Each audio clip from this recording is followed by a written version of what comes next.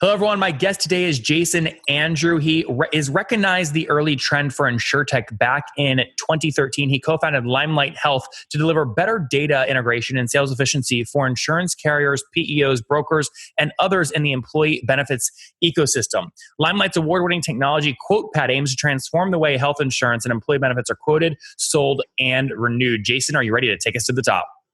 Absolutely. Thanks for taking the time. You bet. All right. What's the business model on this thing? Is it pure play SaaS? It's both. We've got some services and some SaaS revenue. So if you think of Guidewire software or iPipeline in the insurance industry, we do both. But it's a SaaS model. Over the last 12 months, what percentage of revenue was SaaS versus professional service? We're at 60-40 right now. So 60% is service and 40% is recurring. That's increasing every month. So you're trying to drive more SaaS. Yeah, I think the way that if we look at kind of some of our, companies that we look to aspire to be like down the road, they're probably the reverse. They're probably 60 SaaS and 40 services. And that's the way this industry really works for bigger companies. And we're trending in that direction. Yeah. All right. Tell us about the company. What do you guys do? And then we'll dive into your customer base. So in the employee benefits industry, you think about 96% of all businesses in the country have less than 50 employees. That's probably the most fragmented business, and typically about 80% of that business is driven by a broker selling to an employer.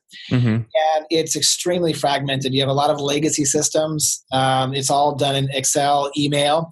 So Limelight's built a platform that helps an underwriter at a carrier work with a sales executive who's working with a broker to get to you as the employer health, dental, vision, life, disability insurance coverage.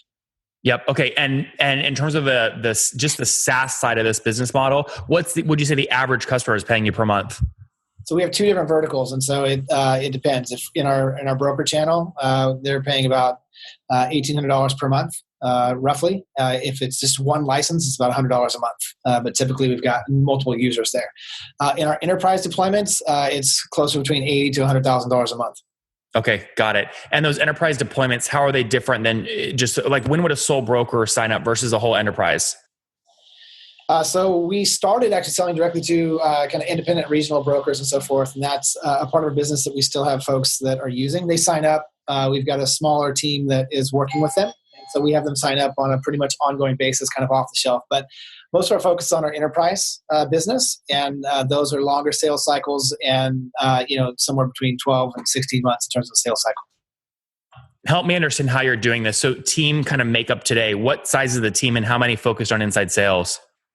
Only 2 are on inside sales, and everybody else focused on enterprise. So we're scaling that team. We'll be building more. So we've kind of got partners that help out, whether that's someone like a Salesforce or sales integrators, folks that are like Deloitte, Ernst & Young, and so forth. So we've got a whole bunch of partners that work with us, but our enterprise sales team is where we're building that out. Yeah, and what's total team size look like?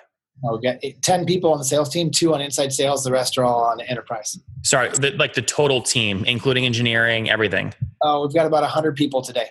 Okay, 100 folks, call it 10 to 12 on sales, inside sales, something like that. And put all this on a timeline for me. When did you launch the company? Yeah, we started in February of 2014, so we're 4 years into it. Bootstrapped or have you raised? We've done 3 rounds of funding, and we're getting ready to raise another round. So we did a Series B, about $7 million last year towards the beginning of 2017. And how much in the company to date so far? Just shy of 11 million. 11. Is that all equity or was there debt built in? We did about 1.5 in a debt round. Sorry, $2 million in a debt round in 2015. The rest is equity. Okay, and walk me through why you're raising today. What are you going to use the money for? Growth and expansion. So we think we've got a lead in the market. We think that the folks that have been buying and signing on, getting a lot of traction, and so we think we can really be the dominant player for what we're doing in the industry. Mm-hmm. So will that go towards like engineering though, or more salespeople? A lot of it's going to go towards continuing to develop out our product to make it more easily integratable and extendable for our partners to grow. And in an ideal world, how much do you raise in this round, you think? What are you targeting? About 30 million. 30. And when you look at kind of valuations in the marketplace, what would just give me a like above the rainbow scenario, a valuation that you'd be thrilled to get? Look, I mean, somewhere between on the low end 50 and the high end 100 million. So, if you talk about rainbow, 100 million. Yep. So would you, if someone gave you an offer for 30 million at a 50 pre, I mean, you're basically selling, 35% of the company, you would consider that? If it's the right partner, again, that'd be on the low end. Yeah. No. So. Interesting. As you jump kind of into the market and start kind of getting, demand for this round, how are you doing that? Do you start with your inside folks that have already invested, and at what point do you start inviting outside folks in? Yeah, and look, let me just really make a comment on your question there, right? So, I do think valuations are important, but I think you and I both know that many companies have focused so much on the valuation. No. By the way, just to be clear, I don't want you to put words in my mouth. I don't think valuation is just one data point. I've seen people get killed on valuation because the terms are shit. That's right. Yeah. So, so somewhere between that range in that sense. So, so the question there in terms of the sales team and the growth, say it again. Yeah. So no, I was just curious, as you think about raising this round, you start with people who've already put money up, see if they have interest. What does the process look like for you? You're going to San Fran, you line up meetings over a week. Like, what's it look like? Yeah, no, we've one of the things that we've seen, building relationships has been important. So we've had a number of folks that have been following the business for the last couple of years. We've stayed in touch and said, hey, when you get to XYZ milestones, we'd be very interested. So our first thing was to go to those folks, less than a dozen that we already have relationships with, and said, look, when you get to this stage, we're very interested. And so that's where we started. Yep. And how many customers have you scaled to today? So right now in our broker channel, we've got about 300 different independent and regional national brokerage firms. 6 of the top 10 in the US are using Limelight. And then on the enterprise side, we've got 5 big, really well-known customers. Okay. So so if I take 300 brokers, just the broker side of the business, times $1,800, that puts you about $540,000 per month in revenue. Is that generally accurate, or are you way bigger than that? Yeah, we're way bigger than that. Okay. Where are you generally right now in terms of ARR run rate? Right now, with all of our bookings for with MRR, we're doing about $420,000 a month. Okay. And just to be clear, that's just the 40% that is pure SaaS. That's correct. Okay, got it. Very cool. How do you now layer on the professional services side? Where do you layer that on? What do you mean in terms of where do you layer it on? So is it an onboarding fee, right? That's 50% of the first year ACV, and you use that to drive stickiness and retention. Yeah, well, look, the insurance industry is got all kinds of legacy systems and all kinds of points where you need to connect to. So in every implementation, we're either connecting to or via API, or we're connecting into an existing system, or we're doing a configuration to a Salesforce or an existing player. So we've done a lot of those type of connections. So that's some of it, is the setup and the configuration of our product. Okay. And if you're back to the SaaS side, if you're at $420,000 today per month, give me a general sense of growth of just the SaaS side, because I think it's growing faster than the services side. Where were you a year ago on that model? So January of 2017, we were at 50,000. January of this year, we were at 200,000. As of July, we were at 400,000. Okay, that's great. So really healthy growth. And has that just been from cross-selling to your kind of other accounts that used to be just professional services? All new customer acquisition growth. All new customer. Okay, so where are you spending money to acquire these new customers?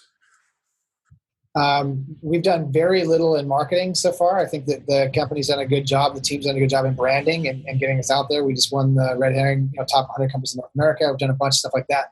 We've put very little into actual marketing spend. It's all been in staff and field marketing. So we do a lot of events, spend a lot of time.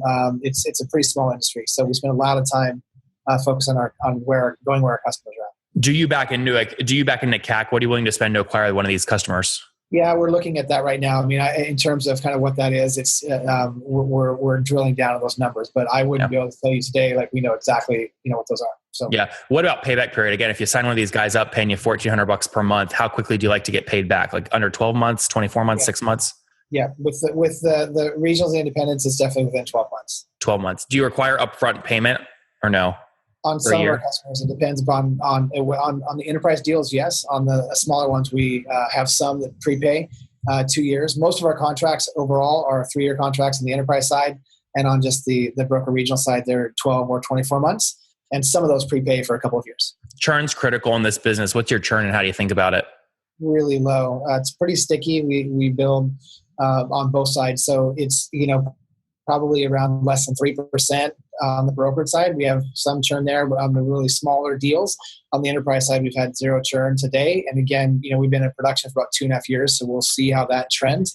But it's a pretty sticky business. Jason, that's less than 3% of what? Is that gross, revenue or gross logo? Yeah, of a logo. And again, so if you think about 300 brokers or whatnot, we might lose 15 in a year, but we're going to gain a whole bunch more. Sure. So And those are, so in terms of actual, bigger customer logos, we haven't lost any. In terms of kind of the regional independent brokers, we have some that come and go in that sense, but it's a really small portion of our revenue. Yep. So just to be clear, it's 3% gross logo churn per month or per year? Per year. Per year. I mean, yeah. Okay. Basically nothing there. So that's great. Makes me think you're not charging enough. Well, that's a possibility. So we're looking at everything, right? Yeah. Very good. And the team of 100, where's everybody based? We're actually a very dispersed team. I know, we've looked at companies like Zapier. We love their model and kind of how they've done it. So we haven't gone all in to kind of say, hey, we're going to pay you to move out of San Francisco. But we've got an office in Redding, California, one in Des Moines, Iowa, and here in San Francisco. But out of that, 60 people are all over the globe. So we're a pretty dispersed team. Very remote. Last question before we wrap up. You mentioned 50 million would be kind of the lower end evaluation to be looking at. If someone came in today and offered you exactly that, 50 million to buy the whole company, would you sell? Are you making me an offer? No, I'm curious though. Look, I mean, if someone came in, it was the right person, we'd probably take a look at everything, right? Never hurts to have a conversation. Yep. There you have it. Jason, let's wrap up with the famous 5 number 1. What's your favorite business book?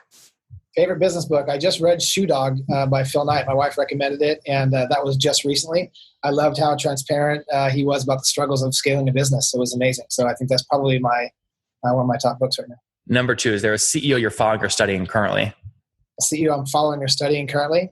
Always fascinated by, just because I'm here by proximity, just kind of the pros and cons of everything that's going on with Elon Musk and all that he can do. Very fascinating.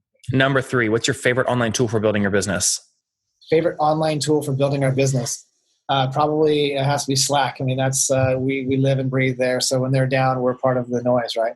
Yep. How many hours of sleep do you get every night? I get about 6 on average. Okay. And what's your situation? Married, single, kids? Been married for 20 years. I have 3 kids. Wow. And how old are you, Jason? How old am I? I'm like only 22, man. We started young. I'm 45. So 45. Last question. What do you wish your 20-year-old self knew? I wish my 20-year-old self knew how to think about contracts and relationships a lot more than my 45-year-old self does.